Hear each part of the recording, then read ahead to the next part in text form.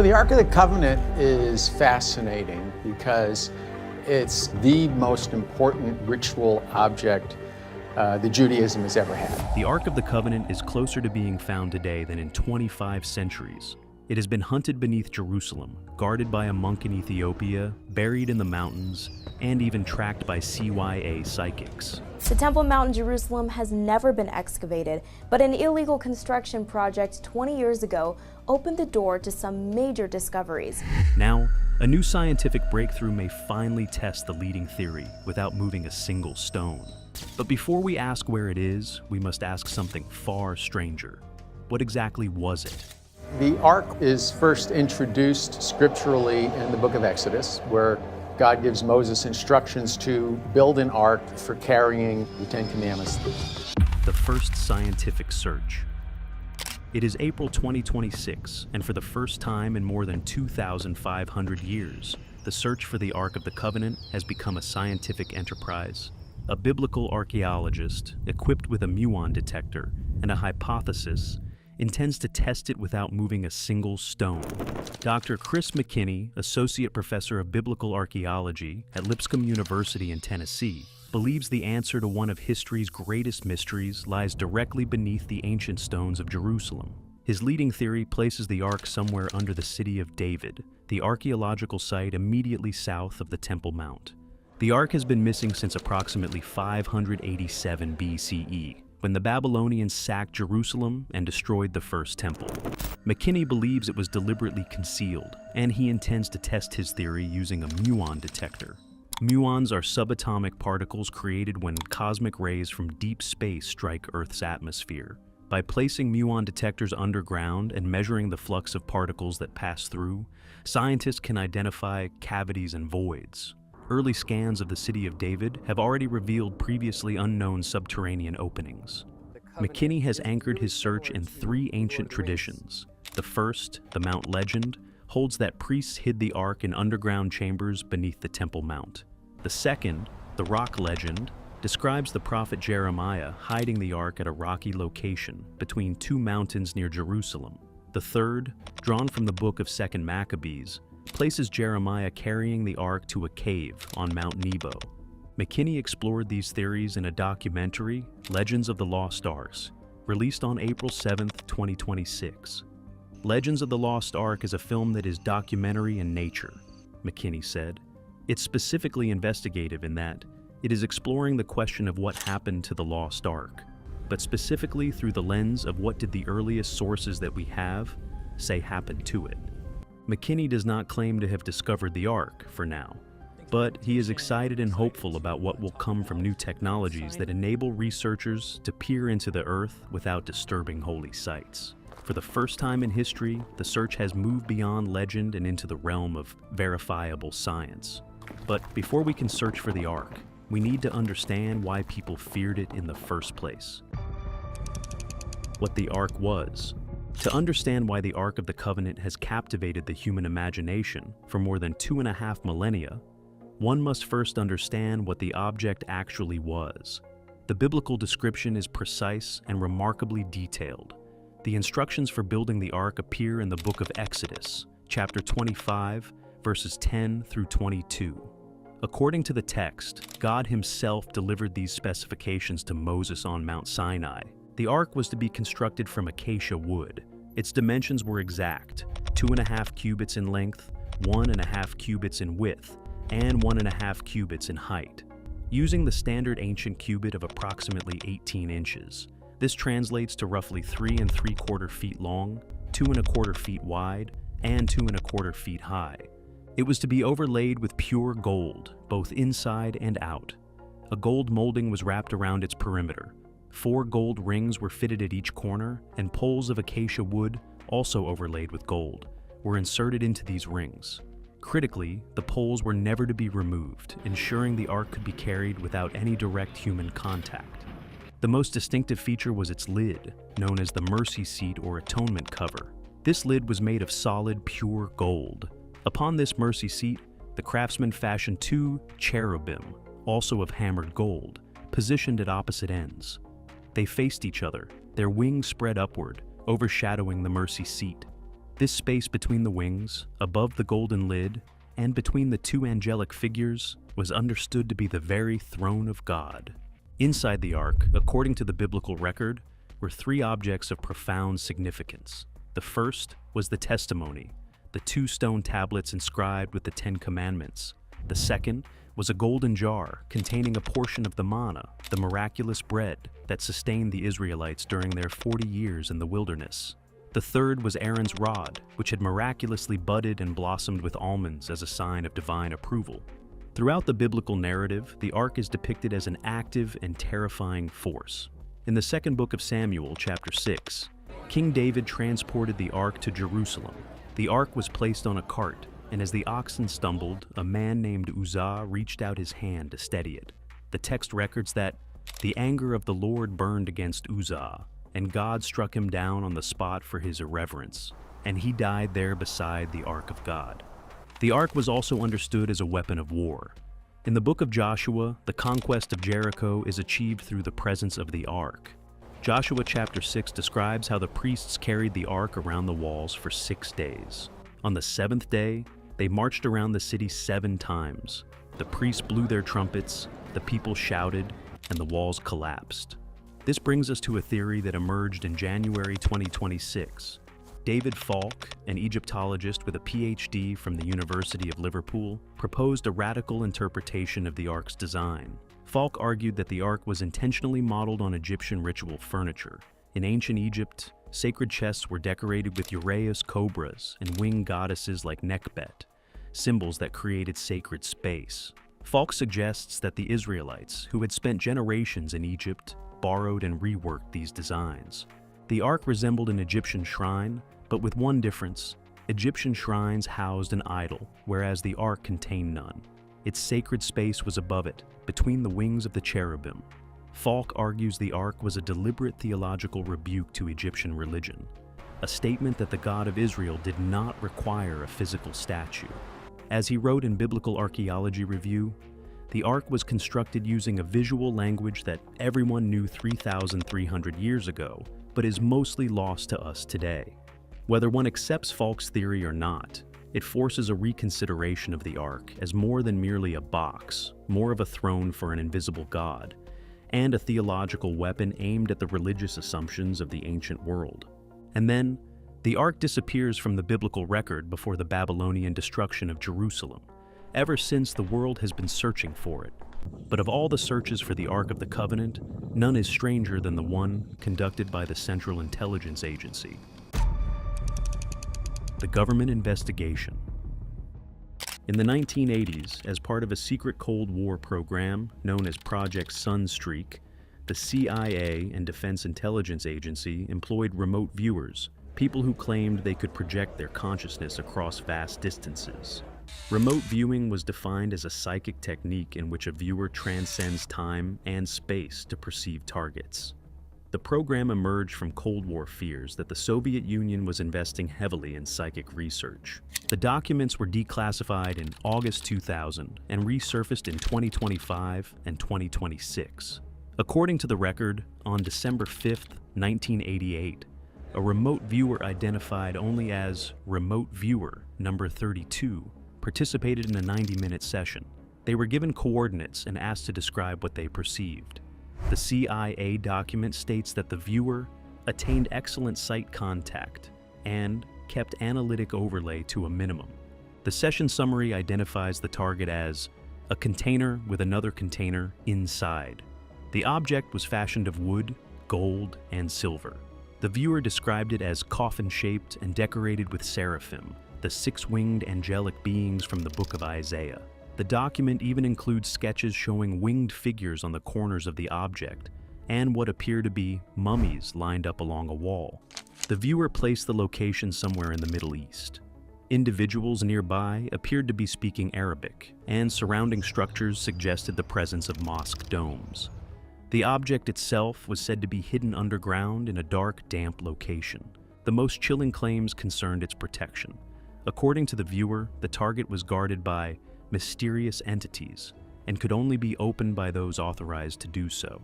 Anyone attempting to force it open would be destroyed by a power unknown to us. The viewer also claimed that when the proper time arrived, the locking mechanism would prove surprisingly simple. The object's purpose, they said, was tied to ceremony, memory, spirituality, resurrection, and knowledge far beyond what humanity currently understands. The documents do not claim the Ark was found. They simply record what one participant in a government-sponsored psychic experiment claimed to perceive. Project Sunstreak was one of several remote viewing programs operated by the United States government during the Cold War. Over more than 2 decades, researchers collected thousands of pages of session reports and training records. The program was terminated in 1995. An independent CIA review concluded that remote viewing was too vague and too unreliable to provide actionable intelligence. Over its 23-year run, the program cost approximately $20 million. Even within the remote viewing community, the 1988 Ark session has been met with skepticism. Joe McMoneagle, a retired Army Chief Warrant Officer known as Remote Viewer Number 1, dismissed the session as bogus. As McMoneagle put it, if someone claims remote viewing proves the existence of the Ark of the Covenant, they must produce the Ark to substantiate the claim.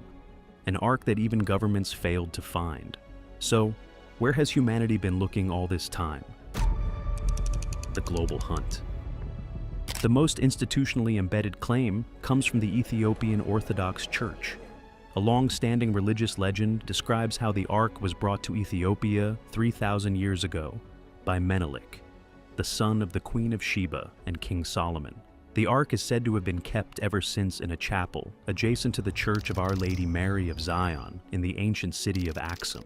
The chapel has a single guardian monk, the only person allowed to enter it. Chosen for life and replaced at death, the guardian never leaves the chapel grounds. Even the patriarch of the Ethiopian Orthodox Church is forbidden from seeing it.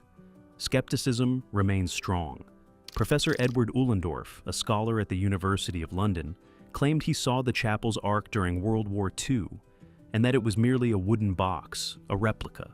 According to Uhlendorf, it didn't differ in any way from many Arks he had seen in other churches in Ethiopia. In southwestern France, perched high in the Pyrenees, stands the Château de Montségur. This fortress was the last stronghold of the Cathars, a medieval Christian sect. In 1244, more than 200 Cathars were burned alive at Montségur for refusing to renounce their faith. A persistent legend claims the Ark was once hidden in this remote fortress. In 1936, the legend caught the attention of Heinrich Himmler, the second most powerful man in Nazi Germany. During the occupation of France, Nazi brigades were dispatched throughout the Pyrenees to search for the Ark, but they never found it. Then there is the Lemba people of Zimbabwe, black Africans who claim Jewish ancestry and possess a wooden object known as the Ngoma Lungundu, which translates to the drum that thunders or the voice of God. The Ngoma Lungundu was rediscovered in a storeroom in Harare by Professor Tudor Parfitt of the University of London. Parfitt radiocarbon dated it to be 600 years old and noted that its design matches the biblical description in key details: acacia wood, remnants of wooden rings, and a shape consistent with the Ark. The Lemba and Jews share many cultural similarities: male circumcision, dietary laws, and the Star of David on tombstones. Today, the Ngoma Lungundu is on display at the Museum of Human Science in Harare. In March 2026, a startling new theory emerged, placing the Ark in the jungles of the Solomon Islands.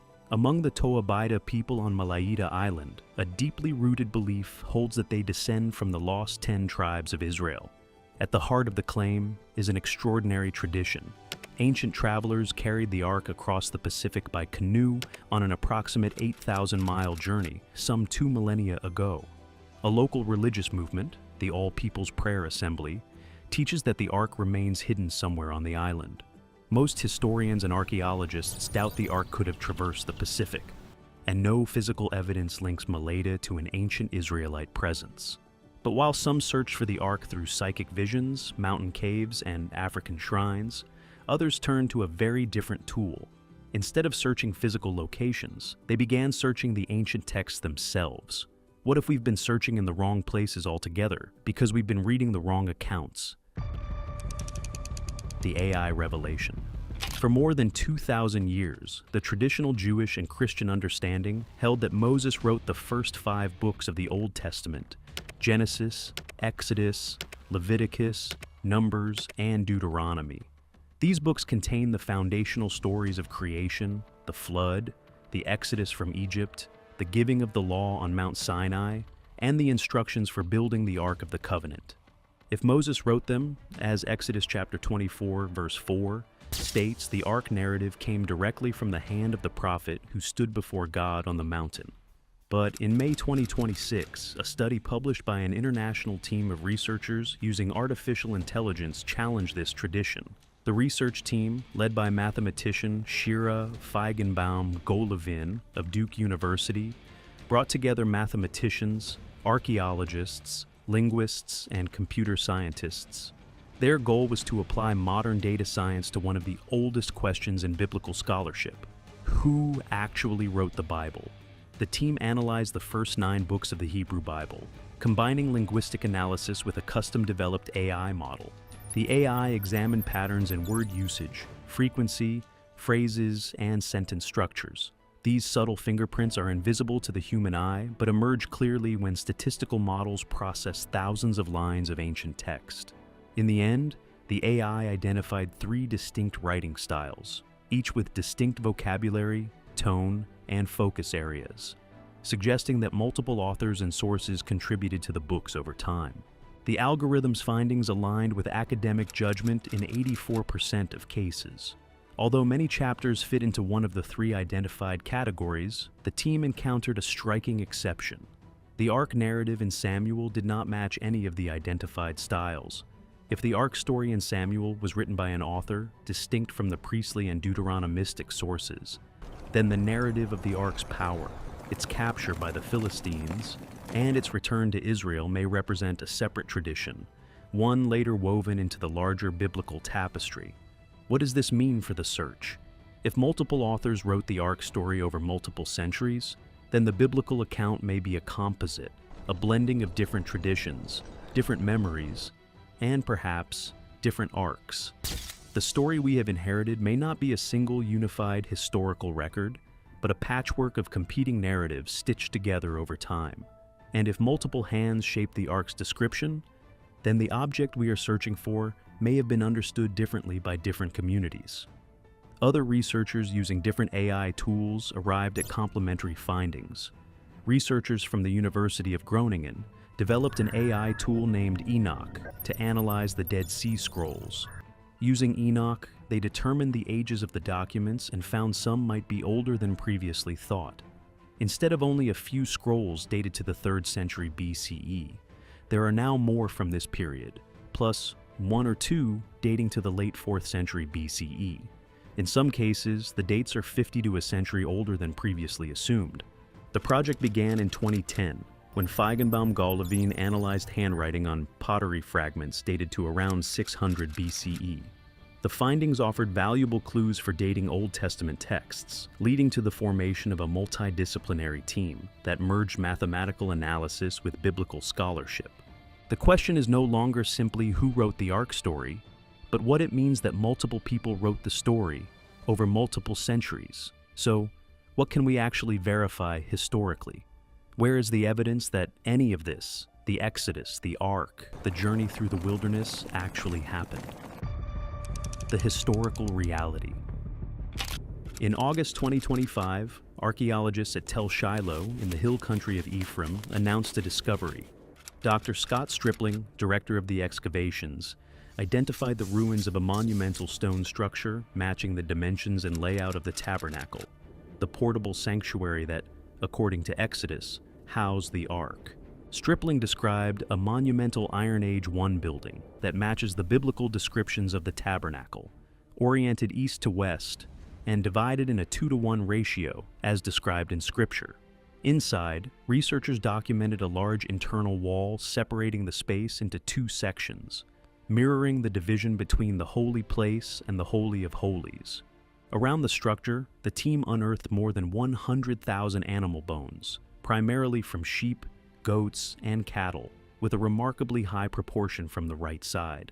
Stripling told the Christian Broadcasting Network that these findings cannot be considered a coincidence, and that the evidence for ritual sacrifices is overwhelming and in absolute agreement with the Bible. The right side preference aligns with Leviticus chapter 7, which reserved the right side for priestly offerings. Pottery from the same layers dated to the period when the tabernacle was used, nearly 4 centuries before the Jerusalem temple was built. Shiloh is described in 1 Samuel as Israel's first major religious center, where the high priest Eli presided over the tabernacle. During a war with the Philistines, the Israelites carried the ark from Shiloh to the battlefield, lost the battle, and the ark was captured. The Shiloh discovery does not prove the ark existed, but it proves that a structure matching the biblical description of the tabernacle stood at Shiloh during the period when the Bible says it was there. In May 2025, archaeologists at the Givati parking lot excavation in the city of David unearthed a small gold ring adorned with a red gemstone. The ring dates to approximately 2,300 years ago, the early Hellenistic period. It was found steps away from the Temple of Jerusalem, the last place the ark is believed to have been located. So, what can archaeology confirm about the Exodus and the ark?